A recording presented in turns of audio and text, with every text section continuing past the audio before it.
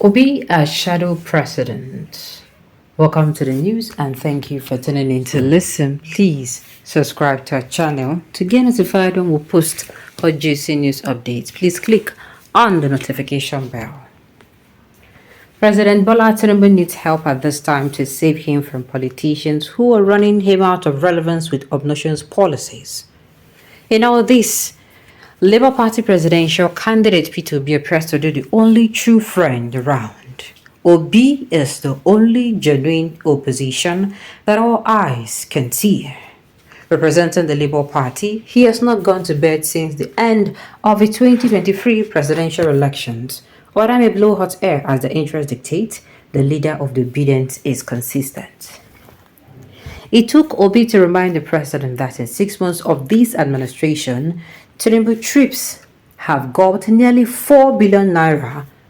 At a time when nearly 195 million compatriots are wallowing in penury, the presidency should be making money for the people, not spending taxpayers' money on endless journeys.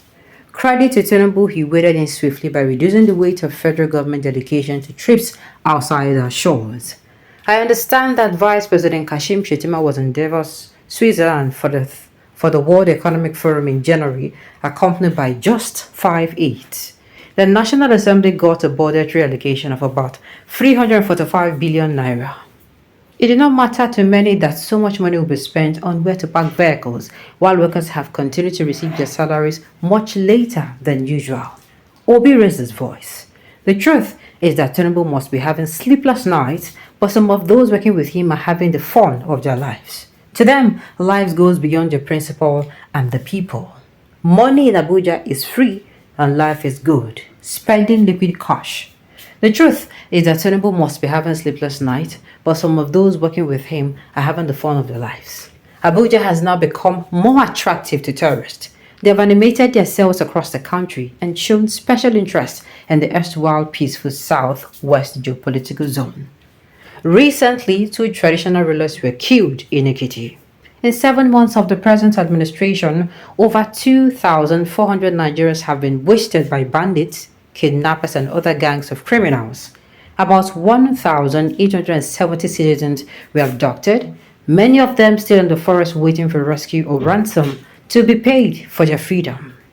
While insecurity gains momentum, the economy is virtually dead. Never in the history of the Naira have we seen such depreciation. Under Idi Amin, someone described the Ugandan currency as shit money. Zim dollars in Robert Mugabe's Zimbabwe was useless. Today, the Naira is a little stronger than tissue paper. As an opposition leader, I saw the power of Tinubu and crowned him the Governor General of Nigerian politics.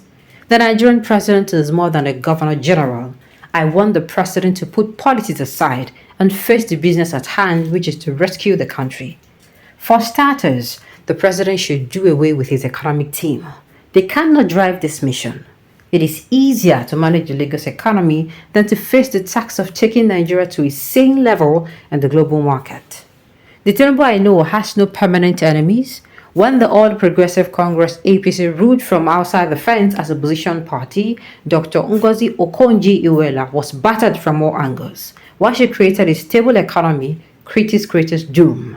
In all honesty, Tinubu should invite Okonjo-Iweala to his Aso Villa living room, serve her good drinks and tap from the woman. She knows everything about currency management as a development economist and Director General of the World Trade Organization.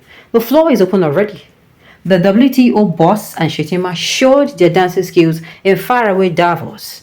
This government should make Nigerians dance. If you have Okonjo-Iweala as a consultant for free, the Naira should not be useless. The best gift Tinubu can present to Nigerians on May 29, 2024 is to dissolve his cabinet. Most of his ministers are playing 2027 politics instead of renewing hope. It is a shame that while the president continues to receive negative publicity, his aides are cruising. I must commend Works Minister Dave Umahi, and you will not believe it, Aviation Minister Festus Keyamo. These gentlemen have faced the jobs religiously and are ready to do more. Before May 2023, it was unlikely to refer to Keyamo as a gentleman. Tinubu publicists are the worst I have seen anywhere. How on earth could anyone issue that statement from the presidency after Mali, Burkina Faso, and the Niger Republic announced their withdrawal from ECOWAS? I am sure Foreign Affairs Minister Yusuf Tugal is outraged. The ECOWAS commission statement showed more maturity and diplomacy, insisting on negotiated situation to counter what came out of the presidency. We described the withdrawal as irrelevant since the three countries were serving suspension. In the First Republic, President Nnamdi Azikiwe and Prime Minister Abubakar Tafawa Balewa did not distance themselves from opposition leader Obafemi Awolowo until 1962. In the Second Republic, President Shehu Shagari was open to Zik and Awolowo. Obi intervention should not scare Tinubu. They make more sense than what Abuja Kitting Cabinet would say. Did Mr. President ever believe that Eko will shout, we are hungry? The opinion piece was first published. Okay, well, if you ask me, well, this piece is actually beautiful. Do you understand? Now, do you understand what this person is trying to say? Because I know a lot of us are not going to agree with what this person is saying. This person is saying Obi remains the true and formidable opposition. Obi is the one that keep this particular this particular administration in check. If they start misbehaving or they start doing things, he will remind them, Obi, look at. And that is what an opposition should do. Obi is the only one that gives constructive criticism. Do you understand?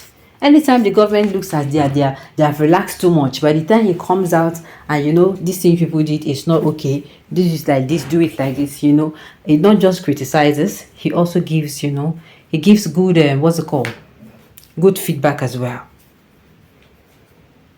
Mr. Obi has said to discredit President Tinubu, it is clear that the writer of this article is foolish. Well, he did not do so. If the writer is foolish, then how market is going in Nigeria? Please, who is foolish here?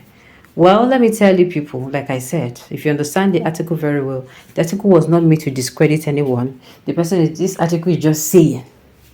And I love the advice that the article came with. Sincerely, this is the time I wish we had leaders that actually listen to us.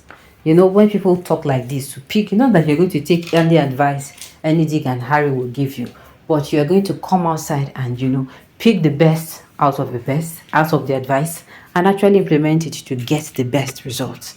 That is it. Nobody is telling you to come out and, if they say sit down, you sit down. If they say stand up, you stand up. No. Do you understand? Alright, on this note, we've come to the end of the news. We say thank you for tuning in to listen. Until I come your way this time, enjoy the rest of your day.